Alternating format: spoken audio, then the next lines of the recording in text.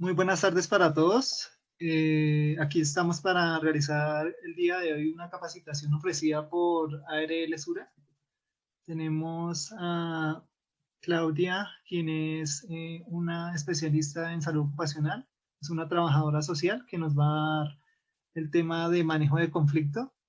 Entonces los voy a dejar con ella para que pongamos atención a este tema, que es ofrecido por el Comité de Convivencia Laboral también para el tema de prevención del riesgo psicosocial y tema de acoso laboral y todo el tema de estrés. Entonces los dejo con ella para que pongamos atención. Hernán, muchas gracias, muy amable. Muy buenas tardes para todos, bienvenidos. Gracias por la puntualidad y por acompañarnos pues, en esta invitación que la empresa y el Comité de Convivencia quieren hacer para ustedes, para aportarles algunas herramientas básicas para entender un poco cómo manejar un conflicto de manera asertiva, porque los conflictos los vivimos día a día, los conflictos se nos presentan en nuestro diario vivir, pero a veces no somos tan asertivos en la manera en que los solucionamos, asertivos hacia nosotros mismos y asertivos hacia las demás personas. Entonces, hoy el objetivo es brindar esas herramientas básicas. Tengo entendido que como estamos en plataforma Zoom, posiblemente a los 40 minutos se nos va a cortar la comunicación, entonces por favor acceden todos nuevamente al mismo link y ahí continuamos pues con nuestra capacitación. Durante la capacitación voy a emplear una presentación que es de apoyo y sobre ella vamos a tener algunos ejercicios que los invito a que los realicemos allá en el sitio donde estemos, en nuestro puesto de trabajo. Y aquellos ejercicios donde de pronto pidamos retroalimentación, pues bueno, vamos a abrir los micrófonos y a contar un poquito pues qué pensamos frente a ese ejercicio. Y al final dejaremos un espacio para las preguntas o para los comentarios que deseen hacer.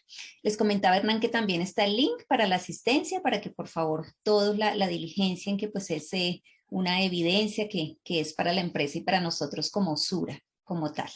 Entonces vamos a dar inicio, bienvenidos y espero que la capacitación de hoy les aporte algo para su vida. Vamos a empezar.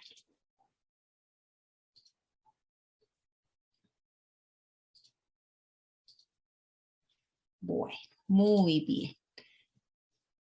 Aquí ya tenemos nuestra pantalla compartida. Si alguien me confirma si la estamos viendo, les agradezco para verificar.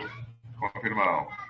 Muchas gracias. Muy bien, vamos entonces a empezar a hablar de nuestro tema de hoy y vamos a empezar pues definiendo un poco qué es el conflicto. El conflicto realmente es una situación en la cual pues coexisten diferencias, contraposiciones entre los valores, entre las formas de pensar, entre diferentes estrategias mediante las cuales enfrentamos cada una de las situaciones.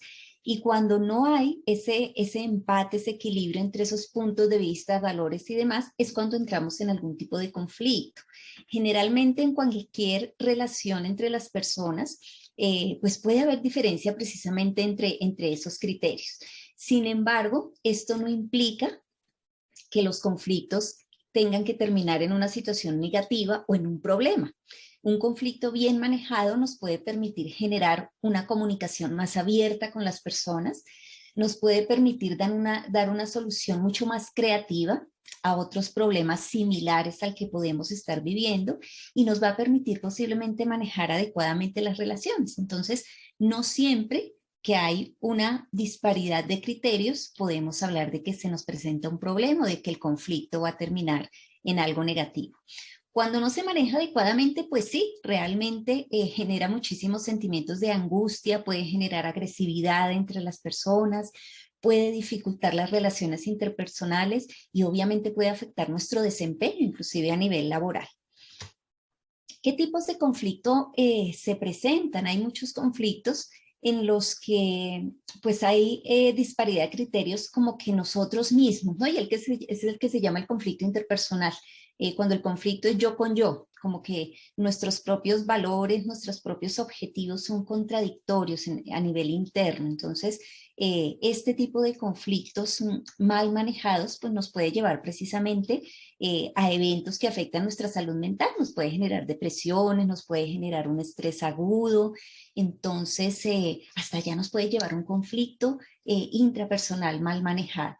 El conflicto intragrupo, más bien el interpersonal, empecemos por el interpersonal, pues es el que se da entre las personas, una persona con otra cuando sus diferencias pues no llegan a un equilibrio.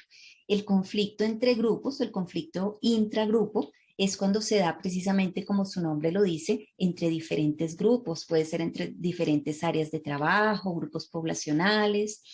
El conflicto intergrupo es el que se da entre diferentes equipos y diferentes grupos, y también está el interorganizacional, que es el conflicto que se da entre organizaciones, o el conflicto social, que todavía es mucho más amplio. Entonces hay diferentes tipos de conflicto, y lo ideal es que nosotros siempre identifiquemos en cuál estamos inmersos cuando de pronto se nos genera ese tipo de situaciones.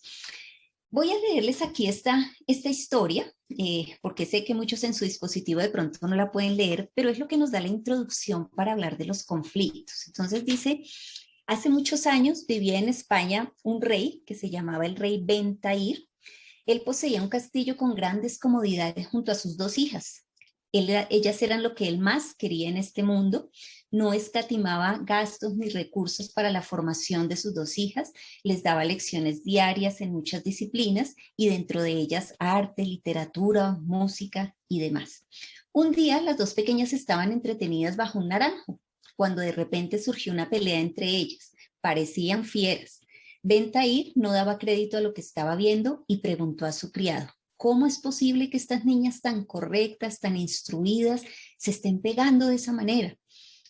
El criado le contestó: señores, por una naranja. Desgraciadamente el naranjo solo ha dado una esta temporada y las dos quieren quedarse esa naranja. Es el motivo por el que se han enzarzado en una violenta discusión. Pues ahora mismo pondremos fin a esta estúpida pelea, dijo el rey. Coja ahora mismo un cuchillo, divida la naranja en dos partes exactamente iguales y fin de la cuestión. Hecho esto, el criado dio a cada niña su mitad de la naranja. El padre se extrañó cuando vio la reacción de sus hijas, que con sus ojos llenos de lágrimas se sentaron tristes y en silencio sobre la hierba. ¿Pero qué le sucede a mis hijas?, pregunta el rey. ¿Ya tienen lo que querían? No, señor, le dice el criado. En realidad, su hija mayor quería comerse la pulpa de la naranja. Como usted sabe, ella adora la fruta. La pequeña, en cambio, solo quería la cáscara, la piel de la naranja para hacer un pastel, ya que ella es muy golosa y muy buena repostera. En realidad, dividir a la mitad la naranja no ha sido la mejor solución. La solución era sencilla. Si le hubiese preguntado a ellas le habrían contado cuáles eran sus deseos. Y esto es lo que pasa frente a muchos conflictos. Los conflictos se dan cuando no entendemos la necesidad de los demás, ¿no? Cuando no entendemos qué quiere satisfacer la otra persona frente a esa situación o frente a ese aspecto que estamos evaluando. Y un conflicto siempre dependerá de la percepción y del punto de vista que tiene cada persona frente a la situación. Y aquí lo podemos ver en la imagen. Dependiendo del lado que tú veas la situación, pues vas a tener una percepción de esa situación, ¿no? Dependiendo del lado que tú la ves. Igual la tenemos aquí, ¿no? Para esta persona puede su versión ser que aquí encontramos cuatro láminas, pero desde otro punto de vista esta persona solamente ve 3, y eso nos pasa en la vida real frente a cualquier situación en la que de pronto tenemos diferencia con otras personas. Entonces, siempre un conflicto partirá de las necesidades que cada uno de nosotros necesitamos cumplir. Cuando hay obstáculos en el cumplimiento de esas necesidades es cuando entramos en conflicto. ¿Qué debemos tener en cuenta para manejar un conflicto asertivamente? Porque nosotros manejamos conflictos y de pronto día a día, lo que llamamos los chicharrones del día a día, ¿no?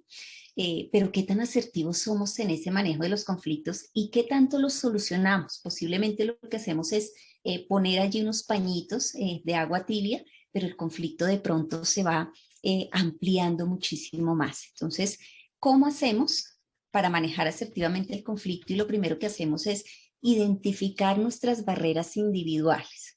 Toda vez que nos enfrentamos a un conflicto, como dicen por ahí, para pelear se necesitan dos. En un conflicto siempre las partes involucradas tendrán algún tipo de de aporte que dan a la generación de ese conflicto. Y muchas veces esos aportes son nuestras barreras individuales. Las barreras individuales son muchas y en muchas ocasiones nosotros ni siquiera somos conscientes de que estamos teniendo o presentando esa barrera y que estamos generando el conflicto. A veces nosotros somos los generadores de conflicto y no somos tan conscientes del tema. Entonces, vamos a ver cuáles son esas barreras individuales. Aquí vamos a hacer algunos ejercicios y yo pues les iré avisando cuando abramos micrófonos para que quienes quieran pues nos cuenten cómo interpretan el ejercicio.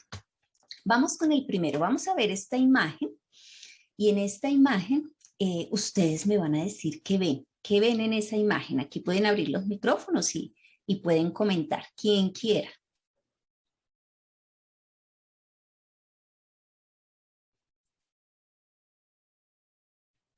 No todos al tiempo, de a unito.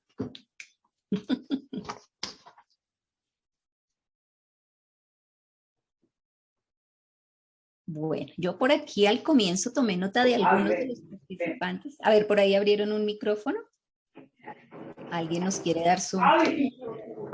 Hola. Hola, ¿cómo estás? Excelente. ¿Y ustedes? Buenas tardes. Buenas tardes. Bueno, ¿qué ves tú en la figura?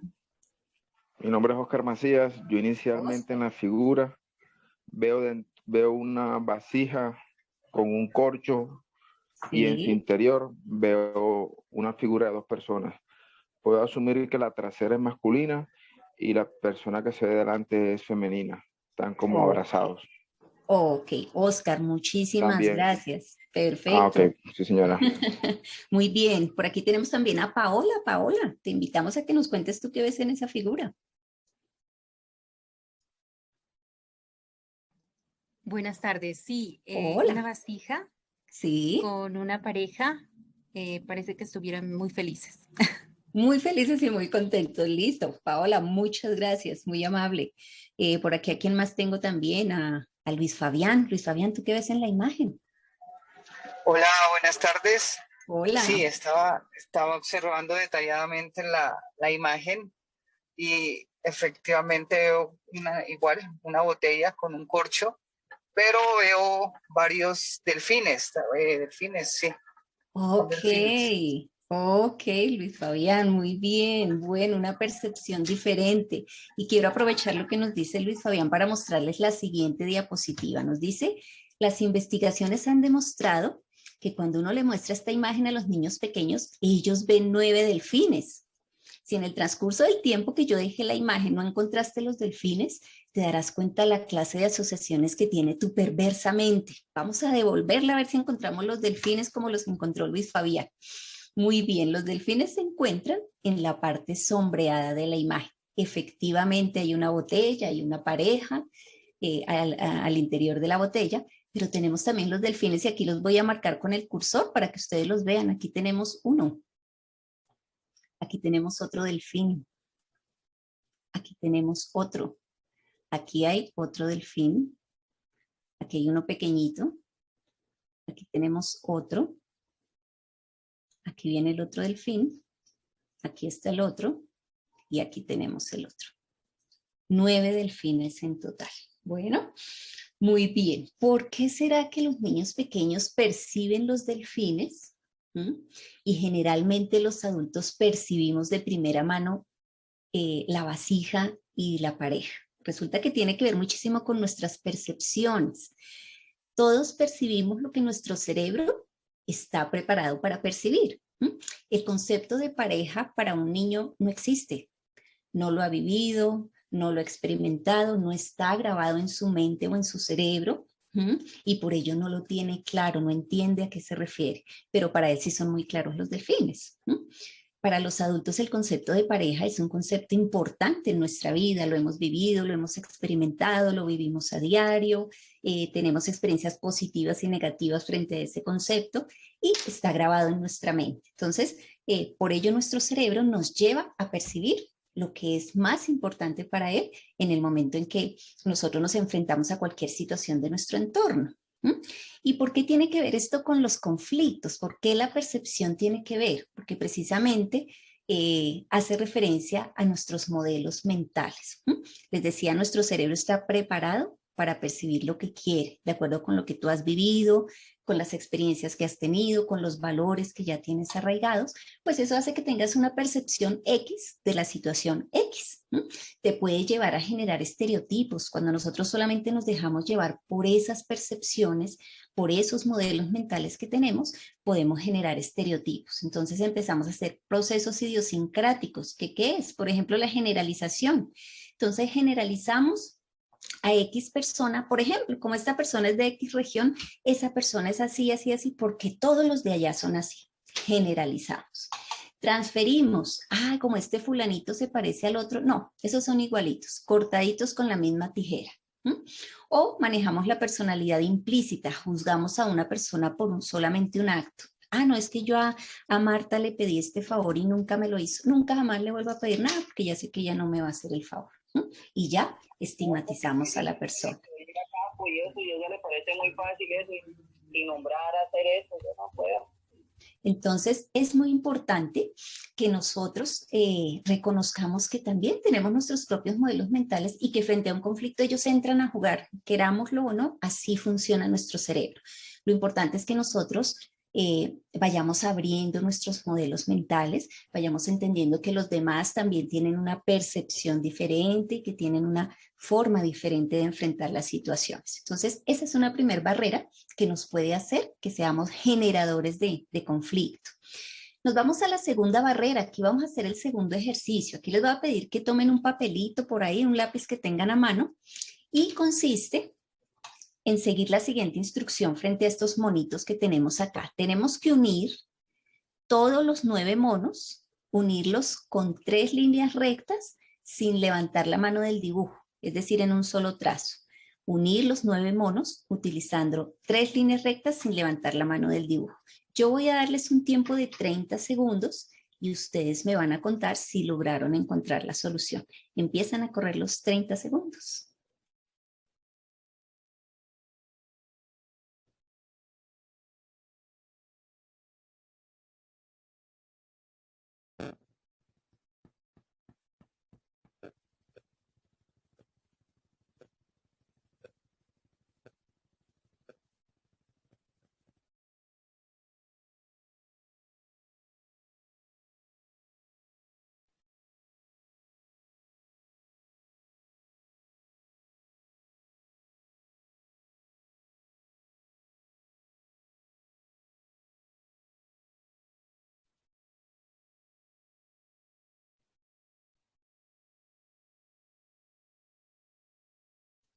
Bueno, muy bien, ahí les dejé un poquito más de tiempito. Bueno, ¿quién pudo solucionar el ejercicio? ¿Quién nos cuenta si no pudo y por qué no pudo? ¿Qué le pasó durante el ejercicio?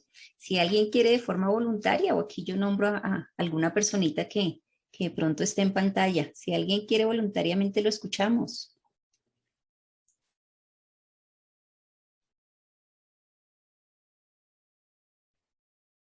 Laura Sofía, por acá tengo a Laura Sofía. Laura, si tú nos quieres contar cómo te fue con el ejercicio. Que está el nombre de mi hija, Mauricio Borja. Ay, Mauricio, perdóname. Ella es la que utiliza el Zoom y yo Zoom no sé. Listo, bueno, no hay lío, no hay lío. Que unen los monos utilizando 3 líneas rectas sin llevar, no, pues, los uní, pero no todos. Y allí no dice todos, ¿sí? Te quedaron por fuera, monos. Sí, pero como lo dice, mi percepción es que unen los monos, no dice todos. Bueno. No pude, con 3 líneas rectas, todos no pude. No pudiste, listo, Exacto. Listo, Mauricio. Ok, te agradezco mucho, muy bien. ¿A quién más tengo por aquí? Carlos Jiménez. Carlos, ¿cómo te fue con el ejercicio? Señor.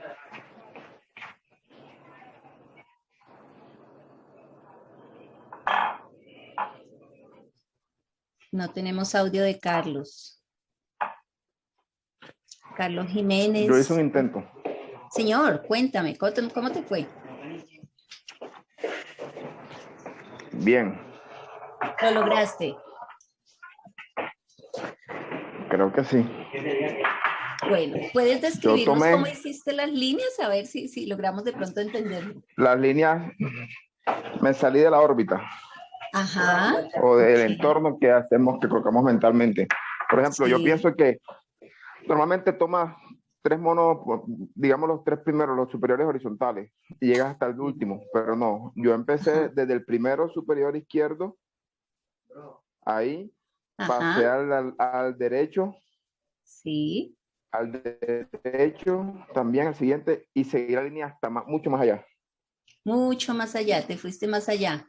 Ujú. Sí, y después la devolví en diagonal, tomando los tres de abajo. Y Sí. después esta también seguía hasta allá, hasta la izquierda, y me devolví así. Ok, muy bien. Esa es una de las soluciones a este ejercicio y la vamos a mostrar. ¿Listo? Algo así fue lo que tú hiciste. Muy bien, muchas gracias. Pues tú nos dices algo muy cierto y es algo que nos pasa mucho frente a los conflictos. Generalmente tendemos a mantener el esquema, entonces posiblemente muchos pensábamos que solamente era mantener este cuadrito de los monitos y hacer las 3 líneas rectas ahí. De pronto también pensamos que solamente los podíamos unir por el centro de la figura y no de pronto por la parte superior o por la colita o por alguna parte diferente del cuerpo. Muchas veces el no salirnos de nuestros esquemas, como tú nos decías, yo me proyecté a salirme del esquema de los monitos y fue la única solución que encontré, pues es la única solución que hay. También obviamente se puede hacer en forma vertical como una N, también les puede funcionar, ¿no? Pero necesitábamos salirnos del esquema, ¿no? Del esquema al que estamos acostumbrados, al que nos muestran y al que tendemos a ver absolutamente todas las situaciones de nuestro entorno. ¿Qué quiere decir esto? Que muchas veces nosotros vemos las cosas solamente desde un punto de vista. Y aquí tenemos un ejemplo, ¿no? A veces frente al trabajo en equipo consideramos que sí, es esencial y es fabuloso y nos sirve, pero como para echarle solamente la culpa al otro, ¿no? Y esa es a veces nuestra visión del trabajo en equipo y así percibimos muchas situaciones que vivimos en nuestro día a día. Las vemos solamente desde nuestro punto de vista y eso nos hace ser generadores de conflictos, otra barrera importante.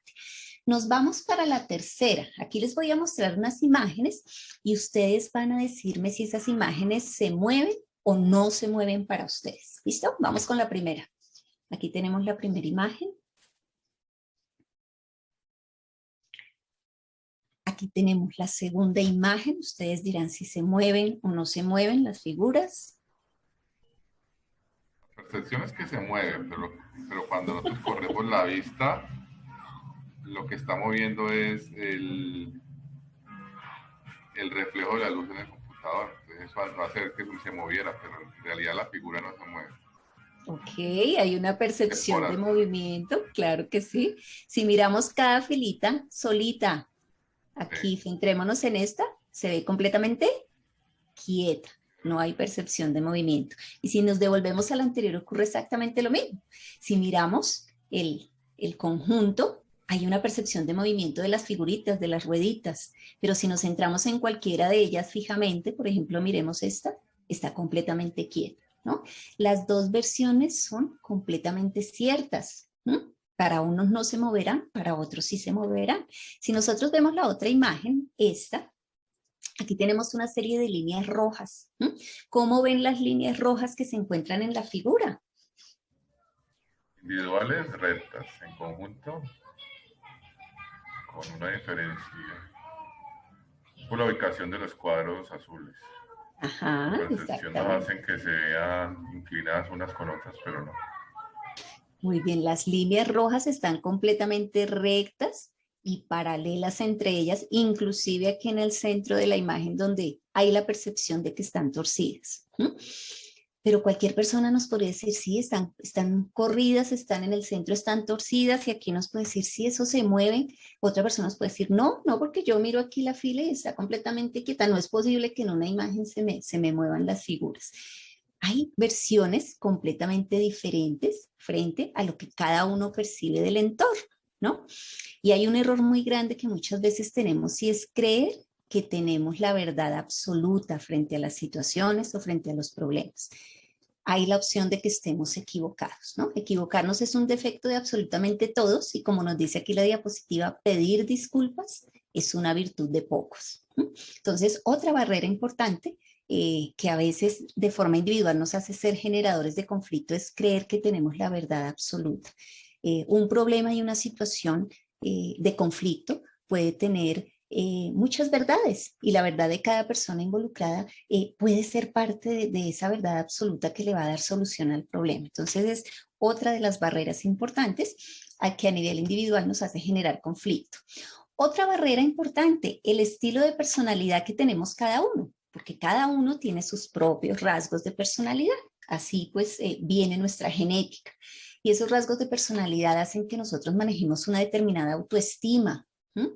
Cuando nuestra autoestima es baja, cuando nosotros no trabajamos en nuestra autoestima, obviamente las situaciones del entorno nos van a afectar mucho más, nos va a costar más trabajo manejarlas. Los comentarios y lo que los demás piensan sobre nosotros nos va a afectar muchísimo más. Cuando la autoestima es alta, muy seguramente vamos a enfrentar con mayor facilidad las situaciones de conflicto. Otro rasgo de personalidad que puede generar conflicto es el que seamos muy autoritarios, ¿no? Personas que tendemos a querer siempre tener la razón, a imponer nuestras reglas, a esperar que todos se comporten y hagan lo que uno espera y lo que uno considera que está bien, y eso genera mucho conflicto con las demás personas, ¿no? El ser tan autoritario. Tener una baja tolerancia a la frustración. Hay personas que las situaciones difíciles les cuesta mucho trabajo superarlas y se frustran muy fácilmente, ¿no? Cuando no cumplen los objetivos, cuando alguien de pronto los agrede de alguna manera con su comportamiento, con lo que les dicen, se frustran muy fácilmente y todo lo perciben amenazante, ¿no? Y es un rasgo de personalidad que tenemos. Y obviamente nuestros estereotipos, de lo que ya les había hablado, la manera en que percibimos las situaciones y ese modelo mental, esos prejuicios y demás que tenemos cada uno de nosotros. Esos rasgos de personalidad pues también nos hacen ser generadores de conflicto en algún momento. No quiere decir que no los podamos manejar. La autoestima siempre es moldeable y tus rasgos de personalidad pueden moldearse. No podemos cambiar lo que somos, pero sí podemos moldear para ser mejores personas cada día. Entonces muchas veces nuestra personalidad hace que seamos generadores de conflicto. El segundo paso importante dentro de poder controlar y manejar adecuadamente los conflictos es tomar conciencia del mecanismo de defensa que cada uno empleamos cuando estamos frente a un conflicto. Un conflicto es algo que nos saca de nuestra zona de confort y de alguna manera reaccionamos, nuestro cerebro reacciona y nuestro cuerpo reacciona. Y empieza a generarse una alerta que nos hace generar un mecanismo de defensa a su vez. Hay muchos mecanismos de defensa ante los conflictos que a veces no son los más adecuados. Uno de ellos es el mecanismo de defensa que es la competitividad. Entonces en un conflicto me vuelvo muy competitivo, me oriento solamente a satisfacer mis propios intereses, no pienso en el interés que la otra persona puede tener en el conflicto, defiendo solamente mis propios derechos y tendré una sola postura frente al conflicto y no admito absolutamente nada más. Y yo soy el que tiene que llevar la mejor parte en la solución de este conflicto. Si se llega a algún acuerdo, es porque a esa persona que es competitiva le imponen la solución del problema, pero no queda satisfecho.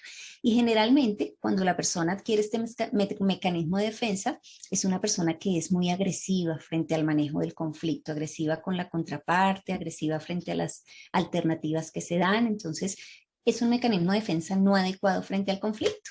El otro mecanismo de defensa inadecuado es eludir el conflicto, ¿no? Entonces, negar que hay un conflicto, aquí no está pasando nada. ¿Cuál conflicto? Es que a la gente le gusta agrandar las cosas, ¿no? Es una postura que no es asertiva y es no cooperativa frente a las demás personas. Entonces, generalmente estas personas tienden a aplazar las oportunidades para hablar, para reunirse, a negociar, prefieren no hablar sobre el problema y, como les digo, siempre manifestarán que para esa persona no hay ningún conflicto, pero realmente son conscientes de que el conflicto está presente. El otro mecanismo de defensa es el mecanismo complaciente. Entonces, considero que la solución al problema es ceder. Si yo le doy la razón al otro, pues ya se acaba esto y salimos como de este chicharrón, ¿no? Y generalmente son las personas que buscan satisfacer más a la contraparte, se autosacrifica y se adhiere a la solución que da la otra parte para evitar encontrones, para evitar discusiones, y de forma exagerada pues no mantiene el criterio personal, como que no tiene argumentos para enfrentar o rebatir o debatir de alguna manera el argumento de la otra persona. Generalmente esto nos lleva a la represión, ¿no? Frente al conflicto, y nos guardamos allá lo que sentimos, y sí, cedemos a la solución, pero no quedamos satisfechos con la solución. Entonces son mecanismos de defensa que no son adecuados para el manejo del conflicto.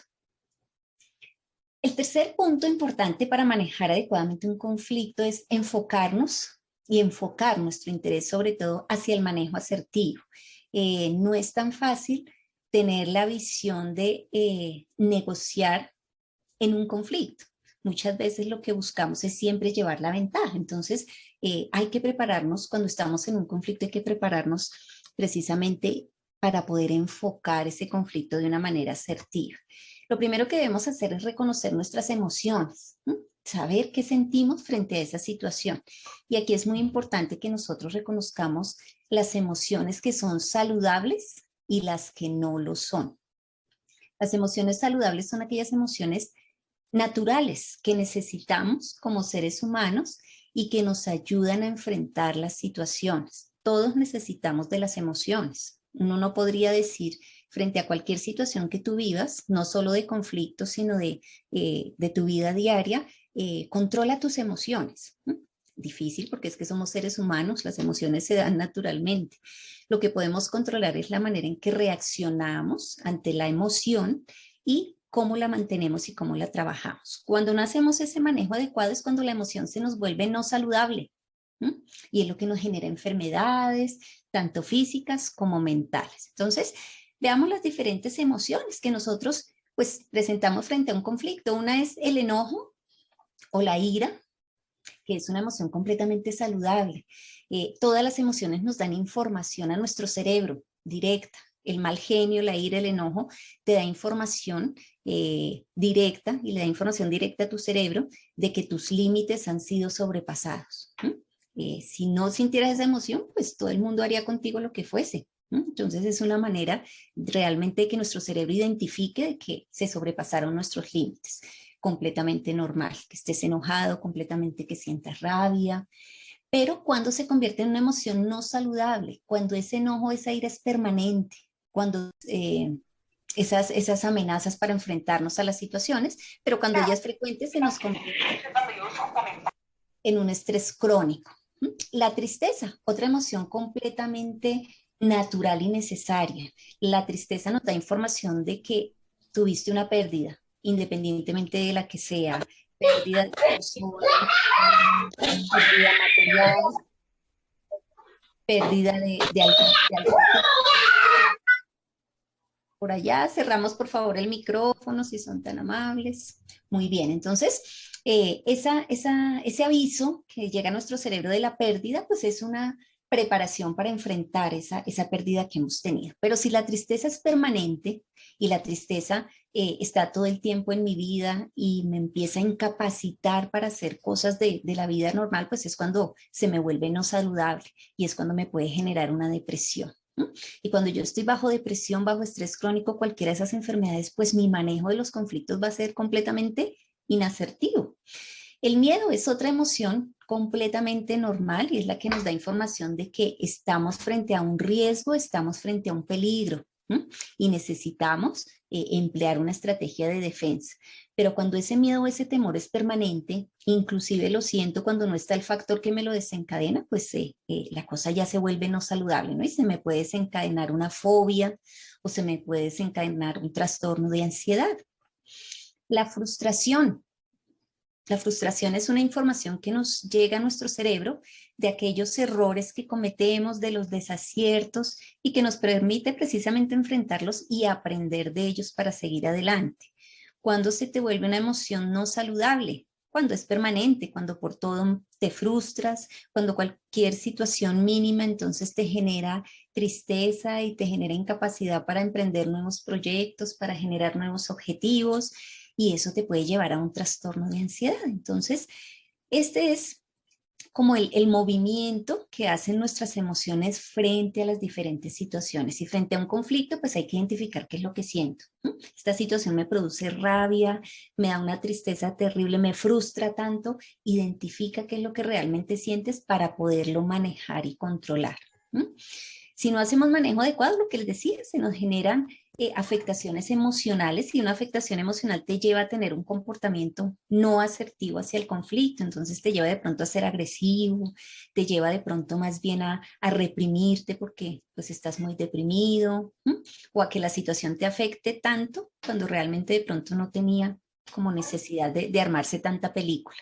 Entonces, ese es un aspecto muy importante para hacer un manejo asertivo de los conflictos. Primero, haz un manejo emocional adecuado. Identifica tu emoción, identifica las reacciones que te produce esa emoción y establece alternativas saludables para manejar esa emoción. Segundo aspecto importante para ser asertivos en el manejo del conflicto es orientar nuestro interés frente al conflicto. Actividades del libro 95 y 109, papi. Orientar nuestro interés hacia el conflicto, pues es tener una mentalidad de que todo conflicto necesitamos negociar. Si el conflicto no se negocia y no se cede, no se soluciona. Entonces, uno de los intereses que debemos tener frente a un conflicto es una actitud de colaboración. Tú no puedes ir a solucionar o a negociar un conflicto pensando en ir a pelear, pensando en ir a agredir a la otra persona. Entonces siempre tu actitud deberá ser de colaboración. ¿Y la colaboración qué implica? Implica que vas a estar dispuesto a analizar la situación desde tu punto de vista y desde el punto de vista del otro, porque lo que el otro piensa también es importante. Implica que esa actitud de colaboración es ir dispuesto a resolver las diferencias. Hay que partir de que si estamos en conflicto, hay disparidad de criterios. Tú vas a pensar diferente a lo que yo pienso y no nos podemos eternizar peleando porque su punto de vista es diferente al mío. Entonces, vamos a ir dispuestos a resolver las diferencias. Una actitud de colaboración tiene que ver con que voy a generar creatividad, debo ir dispuesto a generar soluciones creativas, no a quedarme arraigado en lo que yo quiero y lo que yo considero y el punto de vista mío. De pronto otro punto de vista es el que da la solución.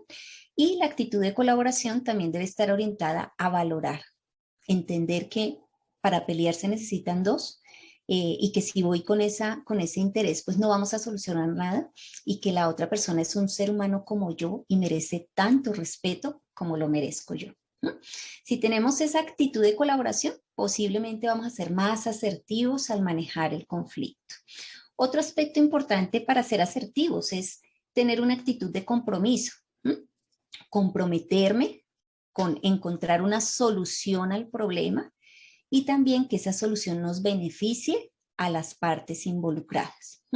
Si yo voy con la actitud de que, allá lo que definan, pues que miren a ver qué hacen, yo ya miraré aquí cómo pataleo solo, pues no va a haber aporte tuyo para solucionar el conflicto. O a mí ya me dejó de interesar eso, pues si te dejó de interesar sencillamente, ni siquiera pues te presentes a hacer cualquier tipo de negociación, porque la actitud no te va a permitir. Entonces, es cambiar nuestro chip, ¿no? Frente al conflicto.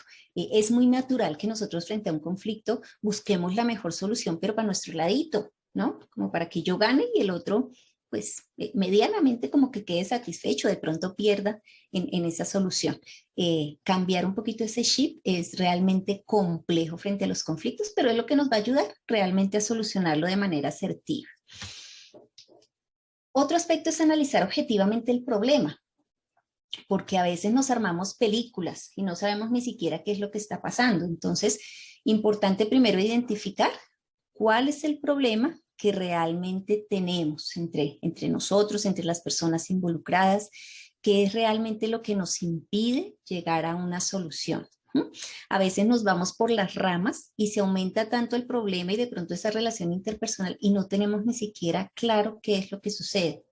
A veces a nivel intralaboral, y cuando llegan a veces quejas a los comités de convivencia pasa eso. Entonces llega la queja de que es que me contesta mal, me trata mal, no nos entendemos, y cuando se empieza a indagar resulta que es que de pronto los roles de las personas no estaban claros. El uno cree que sus funciones son estas y el otro cree que son estas muy diferentes, y como que se invaden los espacios y no se respetan, pero es que desde el comienzo, desde que empezaron, nunca les clarificaron sus funciones, y ahí está la raíz del conflicto. Ni siquiera de pronto es un conflicto entre las personas, sino el conflicto conflicto está en el proceso inicial que generó toda la situación. Entonces, a eso me refiero con que hay que identificar el problema. ¿Qué es lo que realmente pasa? ¿Qué es lo que lo está generando?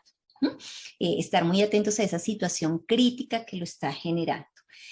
Centrarnos mucho en los hechos que caracterizan el problema. Nosotros, los seres humanos, nos centramos mucho en hacer juicios de valor. Entonces, no es que siempre me trata mal, pero ese siempre de pronto ha sido 1 o 2 veces, pero yo ya digo que siempre, todas las veces que nos vemos. Entonces, ampliamos los hechos o los minimizamos o armamos una película que no es. Entonces, siempre que uno va a analizar un problema cualquiera que sea, debe como que revivir los hechos, qué es lo que ha venido pasando, qué comportamientos, qué situaciones específicas han generado este conflicto que tenemos. Tener muy claro, como decíamos, esas emociones que genera, identificar qué te genera el problema, el conflicto, tristeza, amargura, mal genio, qué es, te asusta, porque a veces nos pasa eso, situaciones frente a los que no tenemos manejo, conocimiento, entonces el mecanismo de defensa es ponernos de mal genio con la gente.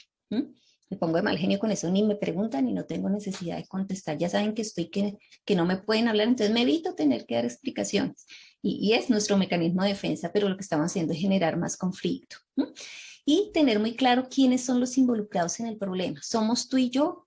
¿Hay terceros? ¿Hay otros que están haciendo que nosotros estemos en conflicto? Pues si habrá otros, habrá que involucrarlos en la solución del problema. Entonces, esto es lo que nosotros debemos analizar, sentarnos, parar, pensar y analizar realmente todo lo que tiene que ver con el problema.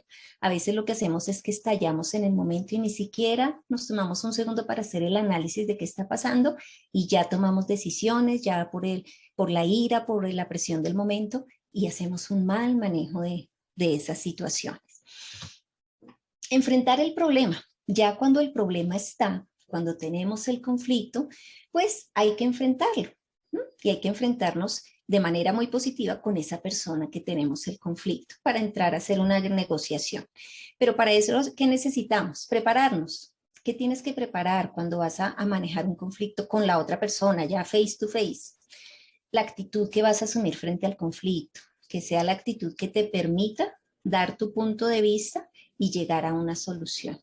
Y debes preparar los puntos que le vas a comunicar a esa persona. Voy a ir allá y a ver, pues según lo que me diga, a ver yo qué le contesto. No, tú debes tener tus puntos también preparados porque tú estás en el conflicto, tú sabes qué está pasando y qué te está produciendo. En el momento en que hablamos con la persona, pues comunicarnos, ¿no? Y comunicarnos no es solamente decir lo malo que le veo al otro, sino hablar de los hechos. Bueno, ha pasado esto, esto y esto, a mí me molesta esto, esto y esto, y expresar el sentir. Frente a los conflictos a veces consideramos que si ven que estoy muy afectado emocionalmente, pues malo porque llevo las de perder en el conflicto. Si se me habló la lágrima, no, terrible porque, mejor dicho, se van a aprovechar de eso. Si de pronto me enojo un poco, pues no, tampoco me puedo enojar. Pues sí, son emociones que tú vas a sentir y en la manera en que uno manifieste su sentir, el otro también se siente en libertad de manifestarlo y va a ser un poco más centrada en valores esa negociación. Pero también escuchar al otro, porque uno para comunicarse en un conflicto y empezar a negociar no puede solamente ir a hablar a la otra persona sin escuchar. La versión del otro es tan importante como la mía y posiblemente él también sea preparado para decirme todo lo que me va a decir.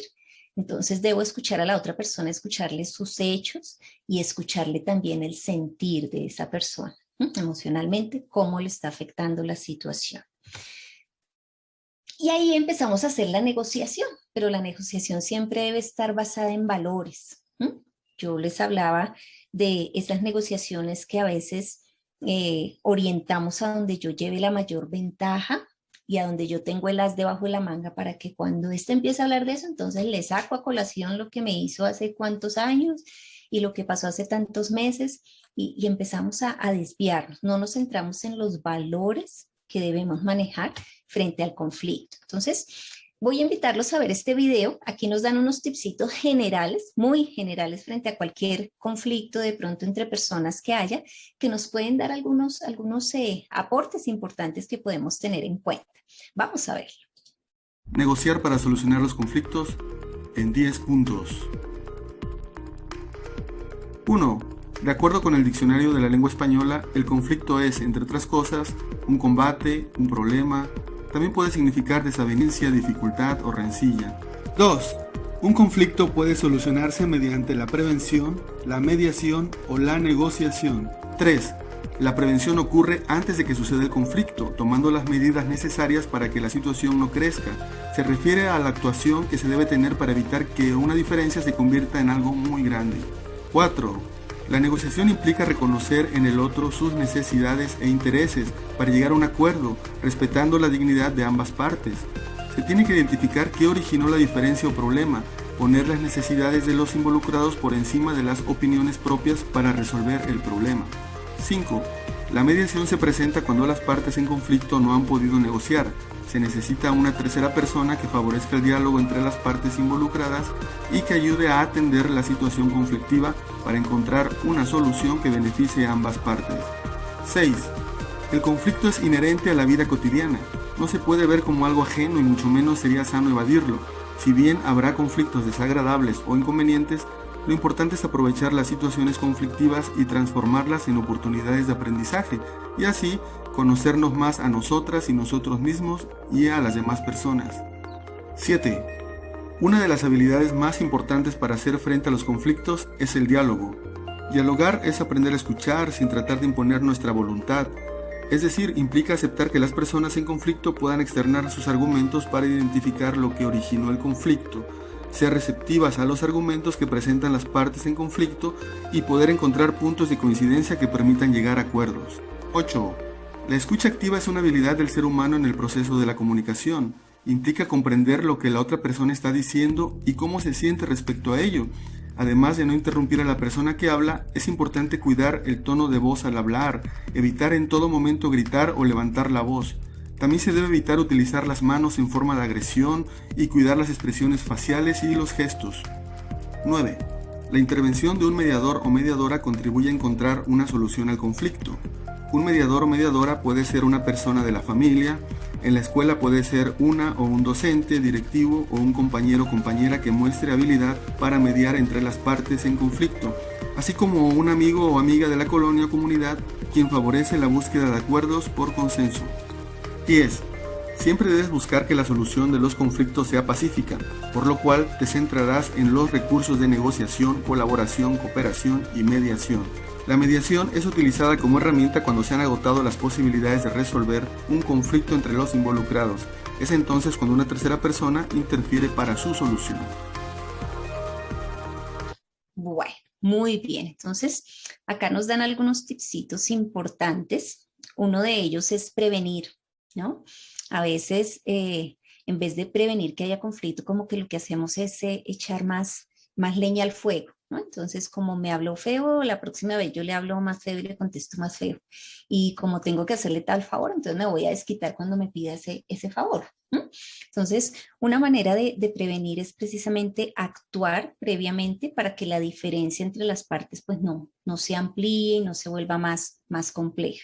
Si tengo diferencias con esa persona, ¿de qué manera me puedo comportar con ella para evitar que de pronto tengamos roces, para evitar que de pronto el problema que sabemos que tenemos sea mucho mayor?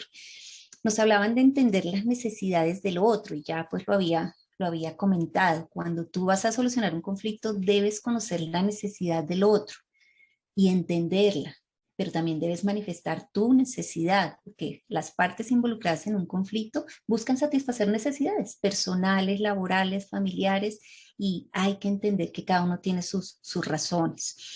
La escucha activa, nos hablaban aquí de la escucha activa, es ser receptivos. No solo que yo de mi punto de vista y me tienen que escuchar, pero cuando ya el otro habla, entonces ya me dejo de interesar.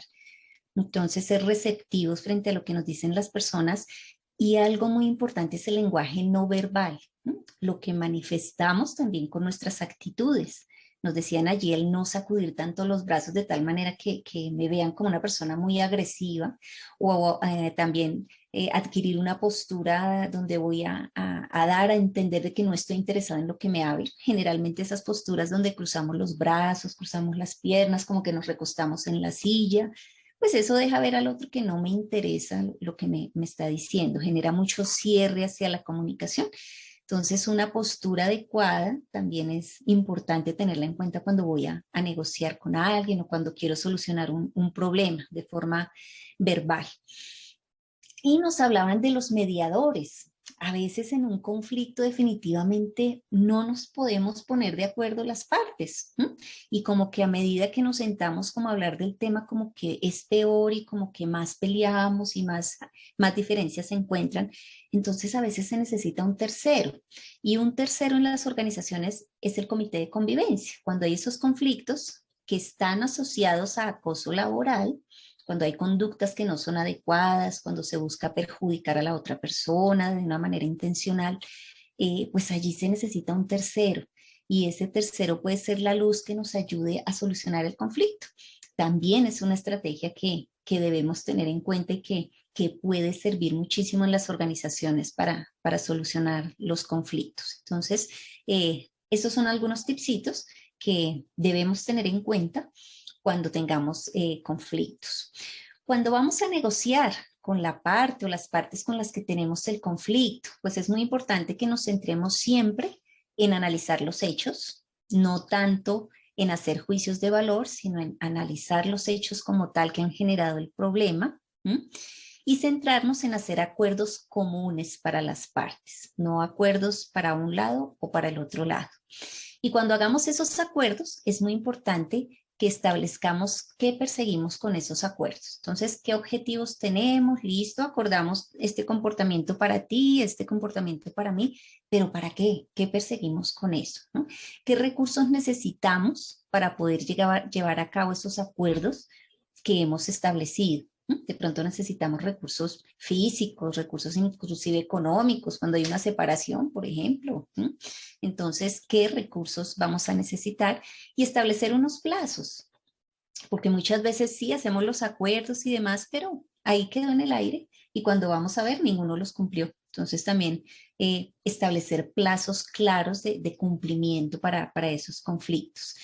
Y aquí es muy importante que exploremos todas las alternativas, no solamente la alternativa que da el uno, que da el otro o que da un tercero. Hay que explorar muchas alternativas porque el análisis de varias alternativas es el que nos lleva a elegir la mejor solución. Entonces siempre abrirnos un poco, como decíamos al comienzo, abrir ese modelo mental que nos va a ayudar a encontrar otras alternativas de solución. Y siempre enfocarnos en que la solución que demos al conflicto o al problema que tenemos esté enfocada en el ganar-ganar, donde no gane el uno y pierda el otro, o donde pierda el uno y se dio hacia la ganancia del otro, porque eso no va a generar satisfacción de las partes. Puede que yo se dé y diga, sí, listo, sí, solucionemos de esa manera, pero con el tiempo, pues eso va a estallar, ¿no? Es como la copita que se va llenando. Yo dije que sí, pero yo sabía que eso no iba a solucionar y el problema siguió y siguió y siguió y yo seguía aportando el problema hasta que la situación se complica muchísimo más. Toda negociación que se realice debe estar orientada al ganar-ganar. Que ganes tú, pero que también gane yo. Que cedas tú, pero que también yo tenga que ceder. Es la única manera en la que realmente podemos solucionar un conflicto. Cuando los dados pues son parejos para las dos partes. Entonces, esa es la premisa y ese es el valor fundamental de hacer una negociación. Por eso generalmente se habla de negociación basada en valores, ¿no? En tener muy en cuenta que somos seres humanos, que merecemos respeto y que esa diferencia que tenemos y que es completamente normal, vamos a solucionarla bajo un ganar-ganar. Ganas tú y gano yo en este conflicto. Y muy importante, frente a cualquier conflicto que nosotros tengamos,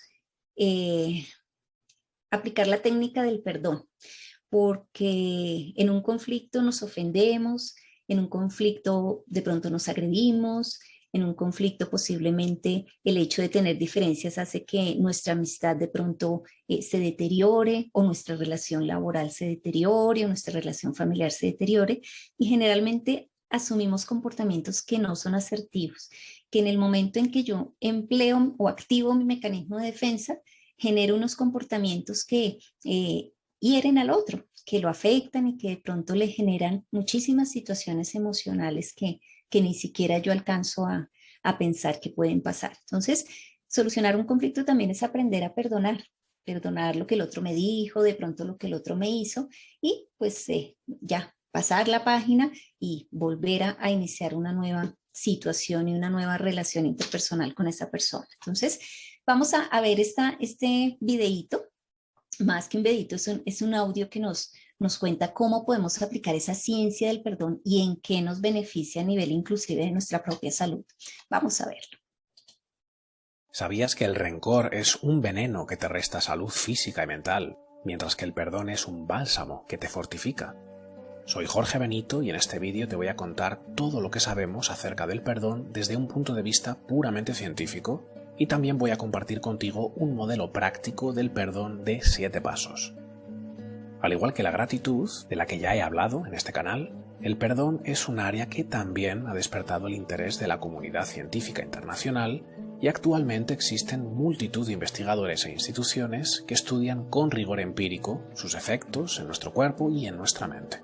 Sin embargo, el perdón es mucho más complicado que la gratitud, ¿verdad? Sobre todo cuando nuestras heridas emocionales aún siguen abiertas. Por eso decía Gandhi que el débil no puede perdonar. El perdón es un atributo de los fuertes y valientes. En 1999, la Fundación John Templeton inició la campaña de investigación del perdón, una iniciativa que financiaba el trabajo de científicos que estaban interesados en estudiar el perdón de forma rigurosa y a través de protocolos científicos para determinar sus efectos en nuestra psicobiología. Bueno, pues entre 1999 y 2005, y gracias al trabajo de la Fundación, la literatura científica pasó de solamente 58 estudios empíricos a 950 estudios sobre el perdón. Estos estudios iniciaron una línea de investigación a la que recientemente se han sumado multitud de profesionales, y lo que hoy sabemos gracias a toda esta evidencia es sorprendente. En la descripción de este vídeo te dejo algunas referencias. El rencor, el resentimiento, la hostilidad y la amargura hacen que nuestra psicobiología entre en protección. El sistema nervioso simpático se activa, la famosa respuesta de lucha o huida, y rápidamente liberamos todos los neuroquímicos del estrés y la ansiedad. La adrenalina, el cortisol y la norepinefrina rocían el cuerpo. Nuestra presión arterial y nuestra frecuencia cardíaca aumentan drásticamente, y con ello el riesgo de sufrir enfermedades coronarias. La tensión muscular y la actividad de las glándulas sudoríparas se disparan. El cerebro entra en lo que se conoce como la zona de no pensamiento, un estado cognitivo en el que nuestras facultades mentales se ven seriamente limitadas, no podemos pensar con claridad y no podemos encontrar soluciones creativas a nuestros problemas cotidianos. Podríamos decir, casi literalmente, que el rencor es un veneno que nos destruye lentamente, tanto a nivel físico como mental y social. Pero cuando perdonamos, este descontrol nervioso regresa a un punto de equilibrio óptimo. La presión arterial y el ritmo cardíaco descienden, los neuroquímicos del estrés son reabsorbidos y el sistema nervioso activa el modo parasimpático, la llamada respuesta de relajación. Mientras que la negatividad activa las partes más arcaicas de nuestro cerebro, perdonar activa las partes más recientemente evolucionadas de nuestro cerebro, como la corteza prefrontal y la corteza cingulada posterior, que se ocupan de la resolución de problemas, la moral, la comprensión de los demás, la empatía, la compasión y el control cognitivo de nuestras propias emociones. Este control sobre los centros emocionales del cerebro es muy importante, porque inhibe las reacciones impulsivas alimentadas por la rabia y el odio. Nos calmamos.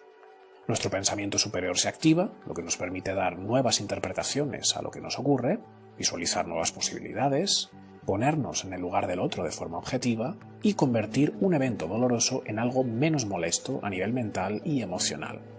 Y esto a su vez tiene un impacto decisivo en nuestros estados de ánimo, nuestra autoestima, nuestras respuestas emocionales, nuestras relaciones con otros seres y nuestro sentido interior de propósito vital y conexión con la vida.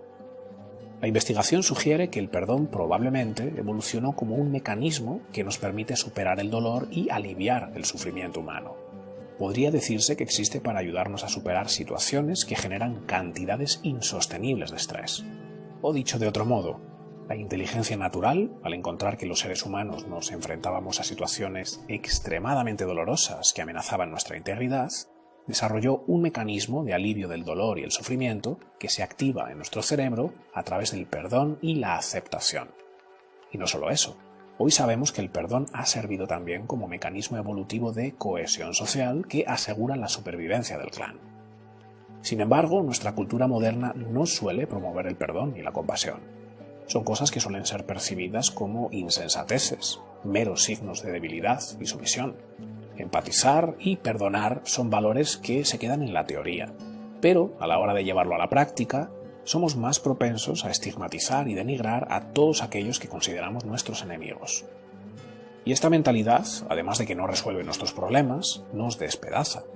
A nivel personal nos resta salud física y mental, y a nivel social nos sume en la separación, el odio y la disgregación. ¿Qué podemos hacer para cambiar esto? ¿Cómo aprendemos a superar todas estas barreras que nos separan del perdón y la aceptación?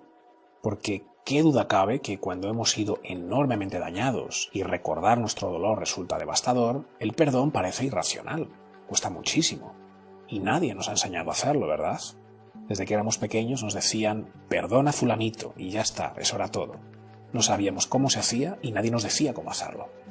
Bueno, pues afortunadamente hoy ya contamos con modelos que nos ayudan a desarrollar el perdón. El más extendido, y que ha servido como base para desarrollar estrategias que hoy se utilizan también en terapia clínica, es el modelo teórico del Dr. Robert Enright, y que consta de estos 4 pasos. En primer lugar, se encuentra el descubrimiento de cómo la ira, la ofensa y la furia nos afectan. Nos vamos dando cuenta de cómo estos venenos dañan nuestra salud, nos contraen y dificultan nuestra vida. Tras reconocer nuestra ira, experimentarla plenamente y enfrentar el dolor que causa, establecemos la clara intención de perdonar. A continuación, trabajamos para alcanzar el desarrollo de un cierto nivel de comprensión por la persona que nos causó el daño. Y finalmente desarrollamos la compasión, reconociendo que otros han sufrido y atravesado experiencias similares. La persona que nos traicionó también ha sido traicionada y también ha perdonado. Este modelo teórico es muy útil, pero en la práctica no es nada sencillo, ¿verdad? Así que voy a compartir contigo mi propio modelo práctico de 7 pasos que, por supuesto, no pretende sustituir los modelos clínicos existentes. Es solo una propuesta que tal vez te ayude y lo comparto con ese ánimo. Si te sirve, genial. Y si no te sirve, pues no lo uses. Lo mejor de este modelo es que lo puedes hacer a solas, en la intimidad de tu espacio privado. No necesitas que la otra persona que te hirió esté presente. El primer paso es la identificación de la persona. Toma conciencia de esa persona hacia la que guardas rencor y ten presente que el perdón no es una forma de minimizar sus ofensas, sino una forma de liberarte de estos venenos que te causan sufrimiento. Ira, irritación, frustración, enojo, furia, rabia, molestia, rencor, venganza, condena. Una vez identificada la persona, identifica sus actos. Toma conciencia con el mayor nivel posible de detalle de las acciones que generaron tu rencor y describe estas acciones objetivamente, sin caer en la queja y la sensiblería. Incluso si las acciones de esa persona fueron deliberadas y con la clara intención de causar daño, en este paso solo describes lo que hizo, no cómo te sientes. Puedes tomar un papel y escribir una lista, pero insisto en que solamente registras sus acciones, no das tu opinión al respecto. Nada de qué injusto o cómo pudo hacerme algo así. Tras ello, ahora sí, elaboras una lista de los sentimientos y emociones que te hizo sentir y que todavía te hace sentir. Puedes escribir en un papel: me sentí herido, me sentí traicionado, me sentí agredido, etc. Es muy importante que nombres tus sentimientos y emociones sin caer en el victimismo. El pobre de mí solo trae más desesperación a la confusión que el rencor inició y no te ayuda en nada a perdonar y liberarte del rencor, que es lo que al final quieres. Lo siguiente es crear la firme intención de perdonar. Estableces el firme propósito de dejar marchar la ponzoña interior que solo te daña y tienes presente que esta posibilidad es real. Tú quieres hacerlo y tú puedes hacerlo. Aquí es muy importante tener esto en cuenta. Perdonar no es negar que el daño nunca existió. Es tomar la decisión de impedir que ese daño te siga controlando y despedazando. Recuerda que aunque perdonar no cambie tu pasado en absoluto, transforma tu presente por completo. Y de eso se trata, de dejar marchar lo que te ata y te oprime para poder abrirte a lo que te libera. Siguiente paso. Reconoce el perdón que has recibido. Antes de perdonar, es muy importante que seas consciente de que tú también te has equivocado y has sido perdonado. Todos hemos cometido errores y ofensas y hemos sido perdonados. Tener esto presente te ayuda a crear un espacio interior de perdón. Como decía el gran Jacinto Benavente, a perdonar solo se aprende en la vida cuando a nuestra vez hemos necesitado que nos perdonen mucho. Y tras ello, sales al encuentro del otro. Perdonas. Puedes usar esta afirmación y repetirla en voz alta mientras tienes a esa persona en mente. A pesar de todo el daño que me hiciste, te perdono. Al hacer esto, tu resentimiento no va a desaparecer de un plumazo. Y ni siquiera se trata de eso.